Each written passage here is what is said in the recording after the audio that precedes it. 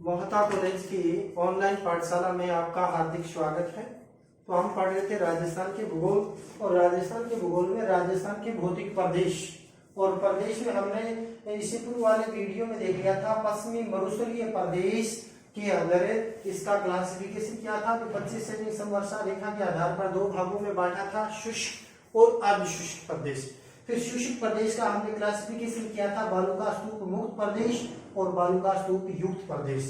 तो मुक्त प्रदेश के अंदर हमने अध्ययन कर लिया था कि इसके अंदर ट्रेजरी काल की यानी वनस्पति और जीवाश्म अवशेष मिलते हैं, औषधि चट्टानें पाई जाती है, और इस क्षेत्र के अंदर जैसलमेर का जो पोखरण है, रामगढ़ है, लोथरुआ वाला जो क्षेत्र है, या बाड़मेर का उत्तरी भाग, जोधपुर का यानी पश्चिमी भाग के अंदर ये बालुका स्तूप मुक्त प्रदेश है। जो शुष्क प्रदेश का 41.5% भाग इसके अंदर प्रमुख रूप से आता है। और यहाँ यानी आकलवुड फॉसिल पार्क है मरु राष्ट्रीय उद्यान के अंदर, इस क्षेत्र के अंदर, जहाँ 18 करोड़ वर्ष पूर्व के वनस्पति के अवशेष भी यहाँ है, और यहाँ चूना युक्त चट्टानें भी प्रमुख रूप से क्या है पाई जाती है। और हमने डिस्कस ये भी किया था कि इस क्षेत्र के अंदर भूगर्भिक जलपट्टी भी पाई जाती है, जो प्रमुख रूप से पोखरण से लेकर दूसरा हमने बात की थी मोहनगढ़ तक, जो 60 किलोमीटर की जो लंबाई के अंदर यानी भूगर्भिक जल पट्टी है, जहां सेवण लिलोण घास पाई जाती है, वहां चांदल नलकूप जो थार का यानी कुआ कहते हैं, ये चीजें हमने डिस्कस यानी कर ली थी शुष्क। अब हम पढ़ रहे हैं बालुका स्तूप युक्त प्रदेश।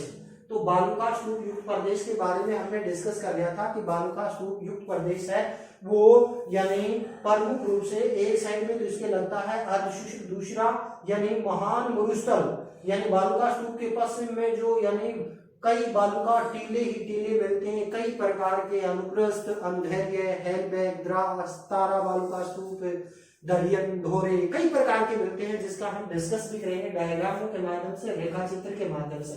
तो सर्वप्रथम तो देखते हैं जो शुष्क बालुका स्तूप युक्त प्रदेश है वो यानी कुल जो शुष्क प्रदेश का 58.5% भाग पर फैला हुआ है। या वर्षा भी यानी वह 0 से 25 सेंटीमीटर के बीच में ही प्रमुख रूप से होती है। इस क्षेत्र में सब में या 10 सेंटीमीटर से कम भी वर्षा इस क्षेत्र के अंदर प्रमुख रूप से क्या है होती है। और यहाँ बालुका टीले हैं। प्राचीन काल में सरस्वती नदी के द्वारा लाए गए जलोढ़ मैदान है, लेकिन बाद में जलवायु परिवर्तन हुई, मिट्टी शुष्क होती गई, मानवीय क्रियाएं बढ़ी, तो यहाँ की नदियों ने मार्ग परिवर्तन कर लिया, जलवायु यानी शुष्क होती गई, जिसके कारण यह डेजर्ट के अंदर, मरुस्थल के अंदर कन्वर्ट प्रमुख रूप से हो गया। तो महान मरुस्थल के बारे में पूछा जाता है। महान मरुस्थल यानी गुजरात के कच्छ से लेकर पाकिस्तान के बॉर्डरवर्ती जैसलमेर, बाड़मेर, बीकानेर, सेठ गंगानगर तक जो पंजाब तक वाला जो क्षेत्र है, ये महान मरुस्थलीय प्रदेश के रूप में इसको परिभाषित किया जाता है, जहां बालुका टीले टीले मिलते हैं। और ये जो बालुका टीले मिलते हैं, इन टीलों को हम यानी सीधे पार नहीं कर सकते। तो इसके लिए यानी एक बालुका टीले से दूसरे बालुका टीले होते हैं घूम के आना पड़ता है। क्यों? क्योंकि ये 60 से 70 मीटर ऊंचे होते हैं और बालुका मिट्टी के स्तर बने होते हैं। जब दो बालुका यानी टीलों के समूह के मध्य यानी क्या होती है, वायु उड़ती रहती है, और इस क्षेत्र में यानी एक मार्ग बन जाता है, और इस मार्ग को कहते हैं गासी मार्ग। क्या कहता है? गासी मार्ग। इसी को कहते हैं कारवा मार्ग। क्या कहते हैं? कारवा। और कारवा किसे कहते हैं? पश्चिमी राजस्थान का, अपने राजस्थान का राज्य पशु है ऊंट, और ऊंट के जब काफिले चलते हैं, सैकड़ों की संख्या में चलते हैं, उनको कहते हैं ऊंट का कारवा मार्ग। तो कारवा जो मार्ग है वो मुख्य रूप से अनुप्रस्थ या अनुदैर्घ्य बालुका स्तूपों के मध्य जो तंग संकड़ा मार्ग होता है उसको ही कहते हैं गासी। उसमें ऊंट के काफिले चलते हैं, इसलिए इसको कहा जाता है कारवा मार्ग। तो गासी क्या है? दो अनुप्रस्थ या अनुदैर्घ्य बालुका स्तूपों की श्रृंखला के मध्य जो तंग संकड़ा मार्ग होता है, जिसमें ऊंट के काफिले चलते हैं, तो उसको कारवा मार्ग या गासी मार्ग के रूप में जाना जाता है। कॉलेज लेक्चर में ये प्रश्न यानी आ चुका है, तो 2 नंबर का प्रश्न पूछा जा सकता है, गासी या कारवा मार्ग क्या है। अब हम देखते हैं कि ये जो बालुका टीलों के अंदर चूंकि वायु होती है, वायु की विचित्र स्थिति होती है, सुबह उत्तर से आ रही होती है, दोपहर तक दक्षिण से निकलने लग जाए, पूर्व पश्चिम चारों दिशाओं में विचरण करती है। और पश्चिमी राजस्थान के अंदर यानी कई प्रकार की वनस्पति पाई जाती है और उसके मार्ग में अलग अलग प्रकार की रुकावटें आती हैं।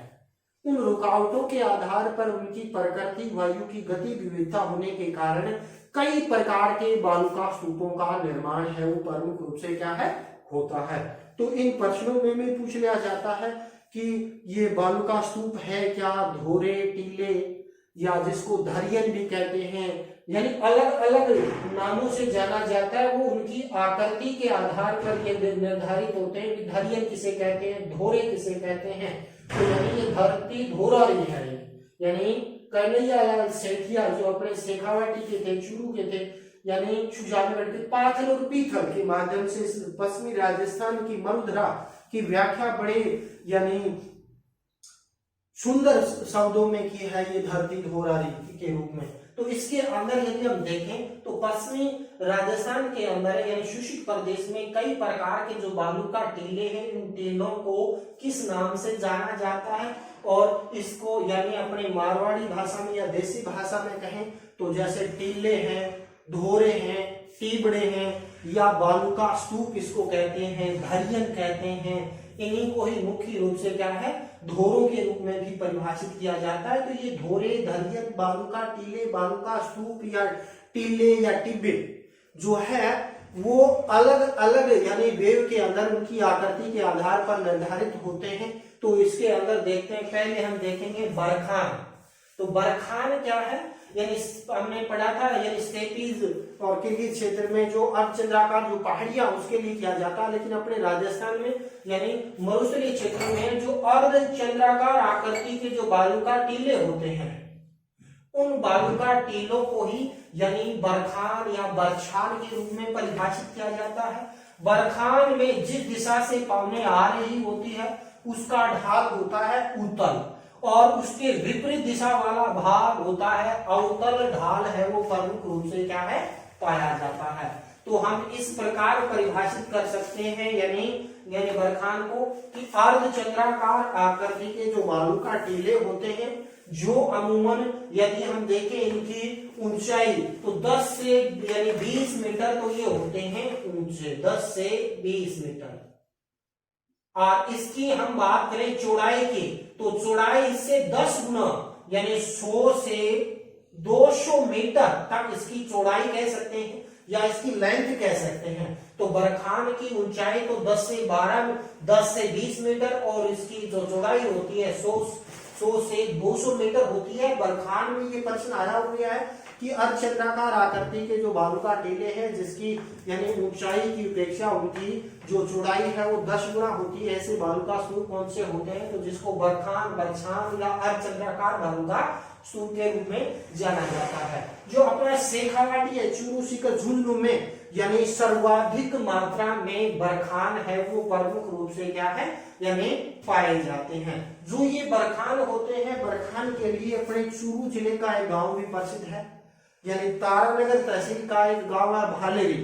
तो भालेरी के अंदर सैकड़ों की संख्या में अर्धचंद्राकार बालू का स्तूप है वो प्रमुख रूप से देखने को मिलते हैं। इसके अलावा ये जो बालू का स्तूप है ये जैसलमेर, बाड़मेर, बीकानेर वाले क्षेत्र के अंदर भी प्रमुख रूप से क्या है देखने को मिलते हैं, लेकिन बरखान सर्वाधिक मिलते हैं सीकर, चूरू, झुंझुनू वाला जो शेखावाटी प्रदेश है। अब हम बात करते हैं आगे नेक्स्ट बालू का स्तूप, अनुप्रस्थ बालू का स्तूप, यानी ऐसी बालू का स्तूप जो वायु की दिशा के क्या बने भाई समकोण पर बने, 90 डिग्री का कोण पर बने। जैसे इस डायग्राम के माध्यम से हम देख सकते हैं कि यानी ये बालू का टीलों की श्रृंखला है, इधर से वायु आ रही है और वायु सीधे टकराकर उसके समकोण पर जो निर्मित होने वाले जो बालू का टीले हैं उनको अनुप्रस्थ बालू का स्तूप के रूप में परिभाषित किया जाता है। तो ये समकोण पर होते हैं। सर्वाधिक अनुप्रस्थ बालू का स्तूप मिलते हैं जैसलमेर जिले में। इसके बाद दूसरा स्थान आता है बाड़मेर का। तो यानी वायु की दिशा के समकोण पर जो निर्मित होने वाले बालू का स्तूप को अनुप्रस्थ बालू का स्तूप कहते हैं और ये वायु की दिशा के समकोण पर मिलते हैं, सर्वाधिक जैसलमेर और बाड़मेर में पाए जाते हैं। इसके बाद थर्ड हम बालू का स्तूप बात करते हैं अनुदैर्ध्य, और अनुदैर्घ्य को कहते हैं रेखीय, यानी एक रेखा के रूप में पाए जाते हैं। ये जो बालू का टीले हैं एक रेखा के रूप में सतत रूप में पाए जाते हैं। और यानी ये जो बालू का स्तूपों की विशेषता क्या होती है, जिस दिशा से वायु, जैसे ये वायु यहाँ पर चल रही है, ये बालू का स्तूप वायु की दिशा के समानांतर बनते हैं, यानी पैरेलल जब वायु चल रही होती है तो उसके समानांतर ये बालू का टीले बढ़ते रहते हैं, आगे बनते रहते हैं, छोटे होते रहते हैं, बड़े होते रहते हैं। तो ऐसे जो बालू का जो स्तूप होते हैं उनको रेखीय, जो कि एक रेखा में बनते हैं, और इन्हीं रेखीय या अनुदैर्घ्य बालू का स्तूपों के मध्य ही यानी गासी या कारवा मार्ग प्रमुख रूप से क्या है देखने को मिलते हैं। जो ये अनुदैर्घ्य या जो रेखीय बालू का स्तूप है सर्वाधिक मिलते हैं जैसलमेर जिले के अंदर, ये बालू का स्तूप यानी पाए जाते हैं। इसके अलावा अपने शेखावाटी क्षेत्र के अंदर भी एक बालू का स्तूप है वो प्रमुख रूप से देखने को मिलती है। बीकानेर, जैसलमेर, जोधपुर, बाड़मेर वाला जो क्षेत्र है वहां सैकड़ों की संख्या में ये बालू का स्तूप मिलते हैं। थर्ड आता है पैराबोलिक बालू का स्तूप। तो पैराबोलिक बालू का स्तूप बरखान की एक विशिष्ट यानी आकृति होती है, यानी बरखान के विपरीत दिशा में ये बालू का स्तूप बनते हैं। जैसे बरखान तो बनेगी इस तरीके से और ये बनते हैं इस प्रकार से, और इसके बीच के अंदर जो महिलाओं के जो बालों के अंदर लगने वाली जो क्लिप है उस क्लिप की आकृति के ये बालू का स्तूप होते हैं। तो ऐसे बालू का स्तूप को पैराबोलिक बालू का स्तूप कहते हैं, जो प्रमुख रूप से बरखान के विपरीत दिशा में जब वायु चलती है, तो जैसे वायु की दिशा है बरखान, तो इस तरीके से ये इस तरीके से बालू का स्तूप का निर्माण होता है। जो महिलाओं के क्लिप जो बालों को जकड़े हुए हैं उस तरीके के जो बालू का स्तूप बनते हैं पैराबोलिक बालू का स्तूप के रूप में परिभाषित किया जाता है। अब आता है शीप क्या है भाई। शीप के बारे में कॉलेज लेक्चर के अंदर में पूछा गया था कि जब बरखान की एक भुजा आगे अग्रवर्ती भाग बढ़ता जाता है, एक भाग आगे यानी अर्धछेद के अंदर जो ले लेता है, जो ऐसी जो आकृति है उसको कहते हैं शीप या के नाम से बरखान जाना जाता है। तो बरखान का एक अग्रवर्ती भाग के अंदर बालू का स्तूप का मिट्टी का निक्षेप होने से अग्रवर्ती भाग यानी एक भुजा वाला जो बरखान है उसको हम क्या कहते हैं शीप के रूप में परिभाषित किया जाता है। और शीप है जैसलमेर, बाड़मेर, बीकानेर क्षेत्र के अंदर बहुतायत से प्रमुख रूप से क्या है देखने को मिलते हैं। इसके अलावा और भी कई प्रकार के बालू का स्तूप बनते हैं, जैसे तारा बालू का स्तूप, यानी तारे की आकृति का जो बालू का स्तूप जो बनता है वो तारा बालू का स्तूप के रूप में परिभाषित होता है। और अपने देखें तो बालू का स्तूप मुक्त प्रदेश के आसपास बालू का मिट्टी के निक्षेप होने से यानी जो तारे की शेप की आकृति का जो स्तूप बनता है उसको तारा बालू का स्तूप कहते हैं। गंगानगर का एक पर्टिकुलर क्षेत्र है सूरतगढ़। तो 2015 के जो स्कूल लेक्चर के अंदर एग्जाम पूछा गया था, निम्न में से तारा बालू का स्तूप कौन से क्षेत्र में पाया जाता है। देखिए क्षेत्र के अंदर बात करें तो जैसलमेर, बाड़मेर, बीकानेर प्लस गंगानगर का जो सूरतगढ़ क्षेत्र है वहां पर ये पर्टिकुलर बनते हैं। इसके अलावा जैसलमेर, पोखरण, रामदेव उसके आसपास, तो उन्होंने जैसलमेर जिला दे रखा था, बाड़मेर, जोधपुर और सूरतगढ़। तो सूरतगढ़ के अंदर पर्टिकुलर क्षेत्र में सैकड़ों की संख्या में तारा बालू का स्तूपों का निर्माण होता है। इसके अलावा ये बालू का स्तूप मुक्त प्रदेश के चारों ओर भी तारा बालू का स्तूप है वो प्रमुख रूप से देखने को मिलते हैं। इसके अलावा हैंडबैग है, यानी जो ये पैराबोलिक है वनस्पति के आगे रुकावट आने से मुख्य रूप से बनते हैं, इसलिए ग्रास है, हैंडबैग बालू का स्तूप है, कई प्रकार के बालू का स्तूप यानी इससे बनते हैं। तो ये तो गया यानी अर्धशुष्क प्रदेश। अब अर्धशुष्क प्रदेश के अंदर 2-3 टर्म्स हैं, 2-2 नंबर के क्वेश्चन हैं वो बनते हैं, उसके बाद थोड़ा हम आगे बढ़ेंगे। देखिए एक तो यदि हम देखेंगे खड़ीन किसे कहते हैं, खड़ीन, तो इस डायग्राम में आ जाएगी खड़ीन से तात्पर्य खड़ने योग्य भूमि। तो पश्चिमी राजस्थान के अंदर 15वीं शताब्दी के अंदर जो पालीवाल ब्राह्मण लोग थे वो प्राचीन जल संग्रह के लिए यानी अस्थायी झीलों का निर्माण करते थे। उन अस्थायी झीलों को ही क्या कहा जाता है, खड़ीन या कृत्रिम झील के रूप में। तो अस्थायी पानी की झीलें जो 15वीं शताब्दी के अंदर पालीवाल ब्राह्मणों के द्वारा यानी जिस झीलों का यानी निर्माण किया गया और जैसलमेर में पालीवाल ब्राह्मणों का बाहुल्य है और वहां 500 से अधिक खड़ीन इस क्षेत्र के अंदर प्रमुख रूप से क्या है पाए जाते हैं। तो खड़ीन के अंदर रटना नहीं है कि पश्चिमी राजस्थान के अंदर विशेषकर जैसलमेर में जो यानी वर्षा ऋतु में अस्थायी पानी संग्रह की जो यानी झीलें होती हैं उन झीलों को ही कहा जाता है खड़ीन। इसका निर्माण या इसका निर्माण का श्रेय पालीवाल ब्राह्मणों को मुख्य रूप से जाता है जिन्होंने 15वीं शताब्दी में जल संरक्षण की एक अनूठी विधा का विकास है वो किया था। अब प्रश्न पूछा गया खड़ीन कृषि क्या है। तो देखिए जुलाई का महीना होता है, अगस्त सितंबर, इसमें यानी पश्चिमी राजस्थान में बारिश होती है और जो ये जल संग्रह के सोर्स हैं ये शुष्क प्रदेशों के लिए एक उपहार के रूप में है, संग्रह के प्रमुख रूप से यानी सोर्स हैं। जैसे अपने शेखावाटी में यानी जूड़, तालाब, बावड़िया, पोखर बहुतायत से मिलते हैं तो उनको संरक्षण हमें करना भी चाहिए।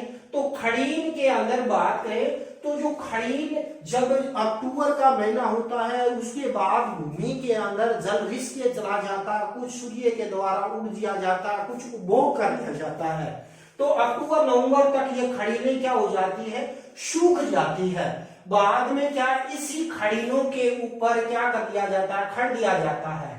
खड़ का मतलब इसकी जुताई कर दी जाती है और जुताई करने के बाद इसमें चूंकि ये मौसम होता है रबी का तो रबी के मौसम की जो फसलें हैं विशेषकर यानी चना, सरसों और गेहूं मुख्य रूप से सीमित मात्रा में जो कृषि की जाती है तो ऐसी कृषि को क्या कहा जाता है खड़ीन कृषि के रूप में परिभाषित किया जाता है।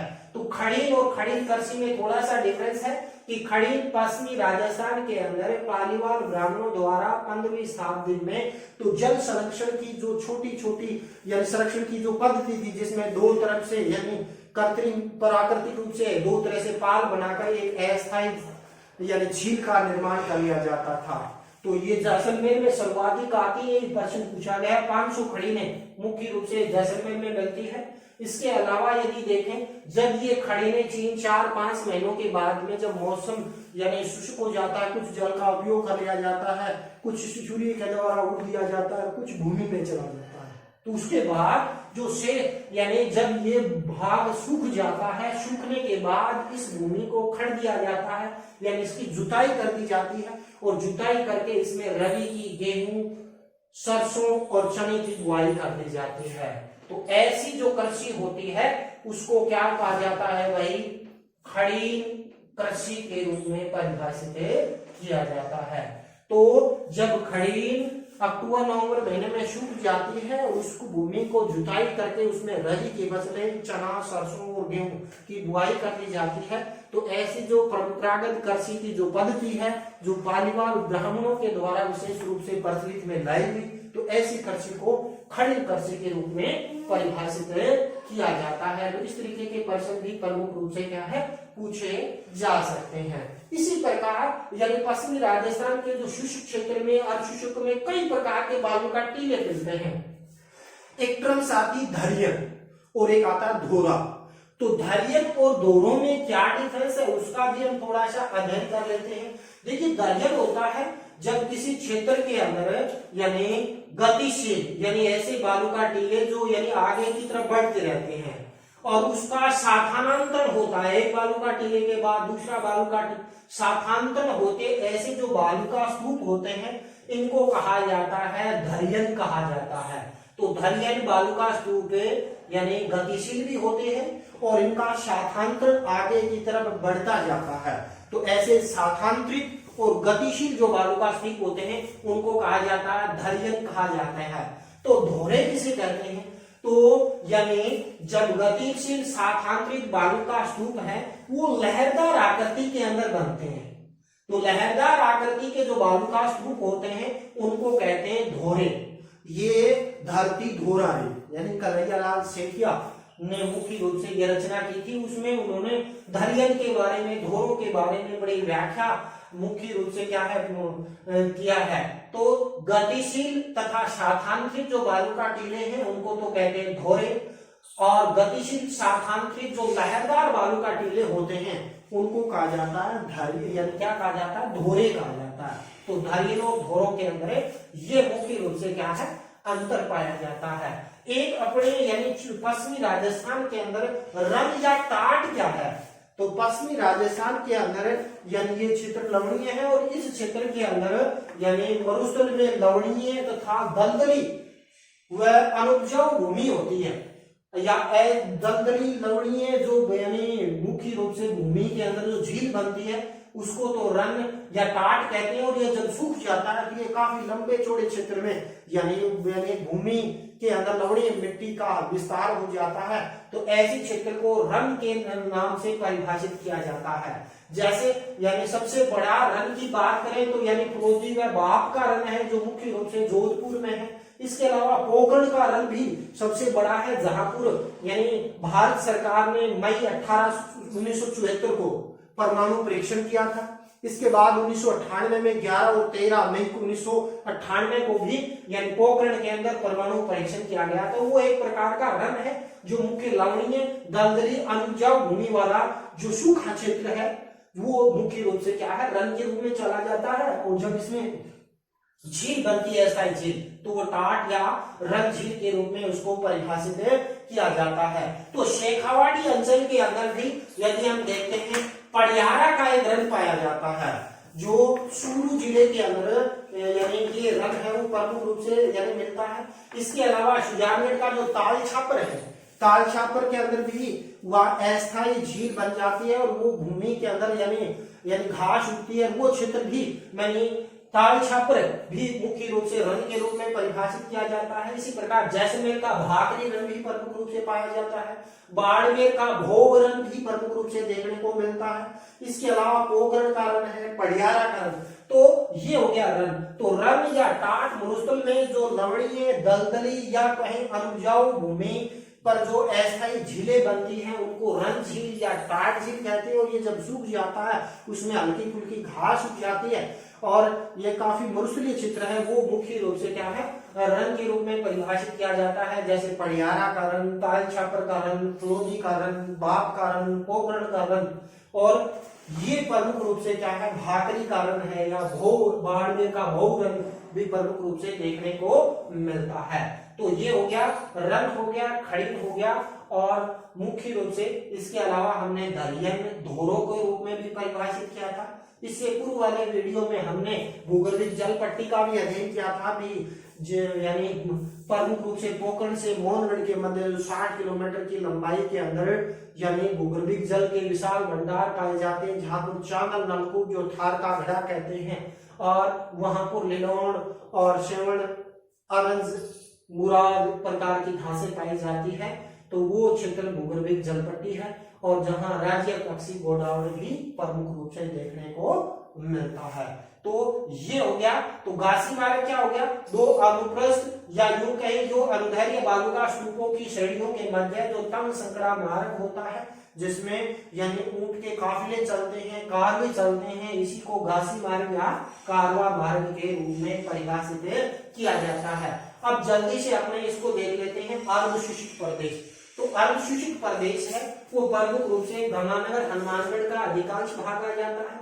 इसके अलावा चूरू का जो मुख्य रूप से राजगढ़, चूरू और वाला थोड़ा रतनगढ़ वाला जो क्षेत्र, इसके अलावा यदि हम देखें नागौर का, दक्षिणी नागौर का अधिकांश भाग आ जाता है। इसके अलावा जोधपुर का दक्षिणी भाग, पाली का यानी उत्तरी पश्चिमी भाग आ जाता है। इसके अलावा यानी संपूर्ण जालोर आ जाता है, बाड़मेर का दक्षिणी भाग है। ये अर्धशुष्क प्रदेश है।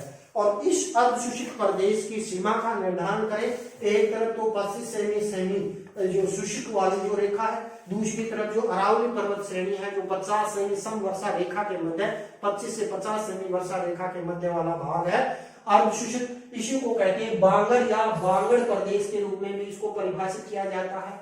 और इसको भी हम यानी 4 उपभागों में विभाजित करेंगे। विभाजन का आधार भी वही प्राकृतिक कारक होंगे। जैसे ऊपर हम देखें गंगानगर और हनुमानगढ़ का जो 80% भाग है वो घग्गर नदी के द्वारा या घग्गर है, चोतंग है और दर्शवती जो प्राचीन काल की नदियों के द्वारा लाया गया जलोढ़ का निक्षेपित मैदान है। तो उसको कहते हैं घग्गर का मैदान के रूप में परिभाषित किया जाता है।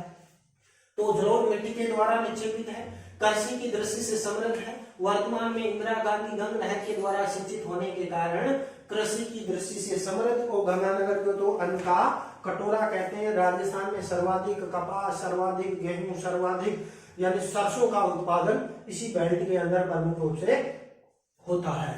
तो ये तो आ गया कौन सा, इधर ही हम देखना चाहें तो ये क्षेत्र तो आ जाता है पर्टिकुलर यानी घग्गर का मैदान। इसके बाद यानी चूरू, सीकर, झुंझुनू और ये नागौर वाला जो थोड़ा सा वो क्षेत्र है, ये आ जाता है आंतरिक अपवा प्रणाली का क्षेत्र। आंतरिक अपवा क्षेत्र,